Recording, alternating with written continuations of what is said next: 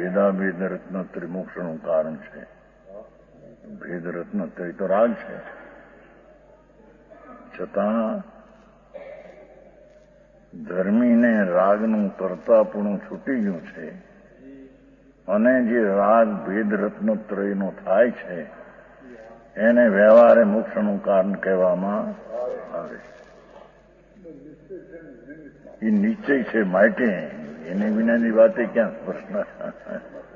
એ સવારે કહ્યું હતું, નિશ્ચય જ્યાં છે ભગવાન પૂર્ણાનંદ પ્રભુ આત્મા પૂર્ણમિદમ એનો આશ્રય લઈને જે સમ્યક દર્શન થાય, સમ્યક જ્ઞાન થાય, સ્વરૂપ આચરણ થાય, એ દ્રષ્ટિવંતને જે ભેદપણાનો રાગ આવે એનો કરતાય નથી,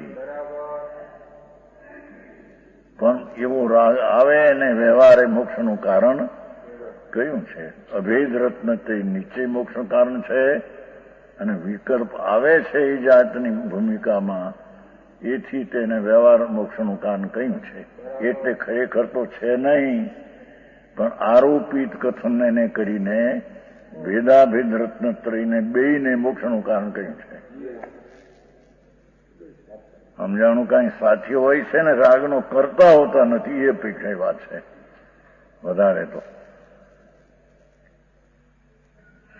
રાગનું કરતાપણું છે એ બુદ્ધિ છૂટી ગઈ છે, છતાં રાગ થાય છે તેને જાણે છે અને જાણનાર દ્રષ્ટિ અને સ્થિરતા એ જ ખરેખર તો મોક્ષનું કારણ છે. પણ એનો આરોપ આપ્યો વ્યવહારમાં છે તો રાગ એ કઈ મોક્ષ માર્ગ નથી, બંધ માર્ગ છે. એને આરોપથી કથન કરીને નિમિત્ત દેખીને કહ્યું એને કે ભેદાભેદ રત્નત્રય મોક્ષનું કારણ છે.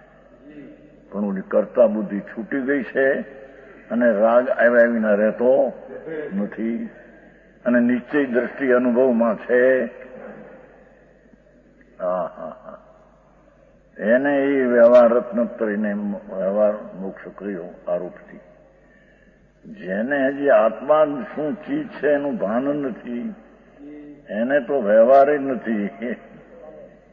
દેવગુરુ શાસ્ત્ર અને શ્રદ્ધે માને એ વિકલ્પે તો વ્યવહાર ભાસ છે. સમજાય છે કાંઈ?